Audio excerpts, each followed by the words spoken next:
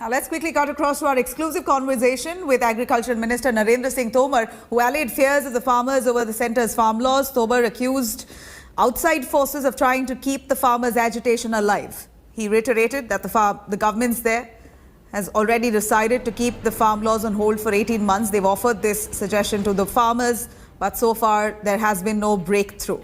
Agriculture Minister urged the farmers to consider its proposal once again and suggest amends to the farm laws if need be.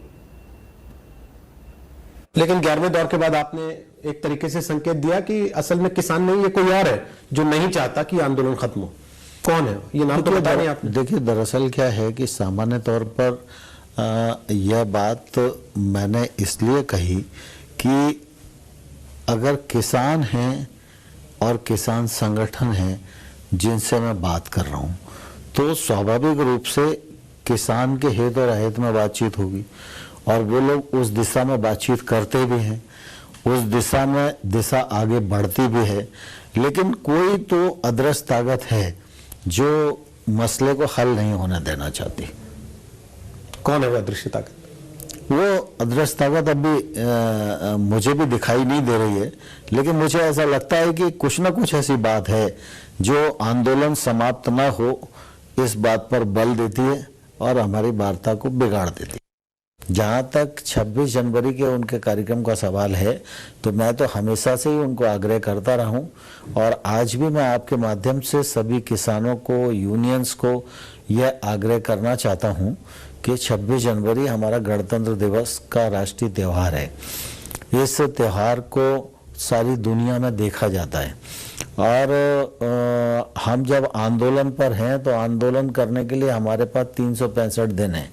हम अपनी rally की ताकत किसी भी दिन दिखा सकते हैं। इस ताकत को दिखाने के लिए, आंदोलन करने के लिए 26 जनवरी का दिन उपयुक्त नहीं है। 26 जनवरी गणतंत्र दिवस की गरिमा का हमेशा हर एक व्यक्ति ने ख्याल रखना चाहिए और मैं उनसे आग्रह करता हूं कि वो 26 जनवरी को जो आंदोलन की उनकी मानसिकता है उसको वो त्यागें और कोई और दिन निश्चित करें। लेकिन लोकतंत्र में आंदोलन करना किसान यूनियन का या बाकी सब यूनियंस का अपना एक अधिकार है, तो सीमा में रहकर आंदोलन तो कर सकते हैं, इसलिए उनको आंदोलन करने से किसी ने रोका भी नहीं है। लेकिन मेरा आग्रह है कि 26 जनवरी के अतिरिक्त अगर कोई और दिन तय करेंगे तो ज़्यादा अच्छा होगा और अगर वो 26 जनवरी को भी करेंगे तो मुझे पूरा विश्वास है कि जिस प्रकार से आंदोलन को अनुशासित बनाए रखने में किसान यूनियंस ने अपनी भूमिका का निर्वाह किया है, तो 26 तारीख के आंदोलन भी अनुशासित तरीके से और गरिमा को रखते हुए होगा, ऐसा मुझे लगता है। आप कहते हैं कि सरकार का अहंकार नहीं है, कोई ईगो नहीं है, यानी कि किसान संगठनों की तरफ से ईगो है। किसान संगठन कहते हैं कि हमारा कोई ईगो नहीं है, सरकार की तरफ से ईगो है, इसलिए बात अड़ जाती है। तो कहीं कोई ऐसी एक बीच का रास्ता, कोई ऐसा बीच की व्यवस्था निकालने की कोशिश नहीं हो सकती?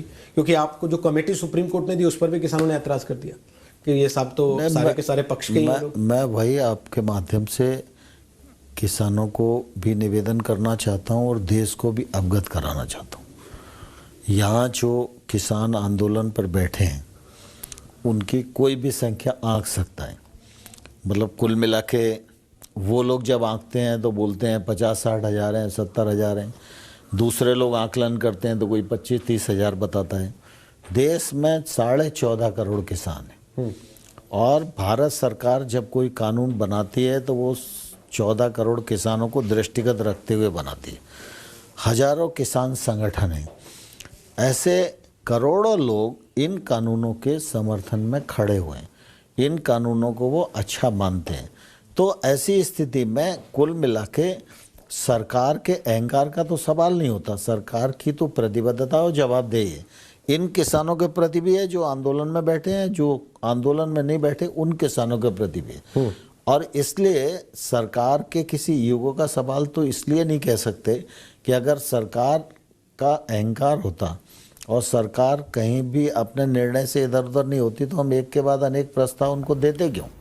Hi everyone, Preeti Chaudhary here. Hope you like this video. For latest news and analysis, like and subscribe to the India Today YouTube channel. And don't forget to press the bell icon to stay updated. Thank you for watching.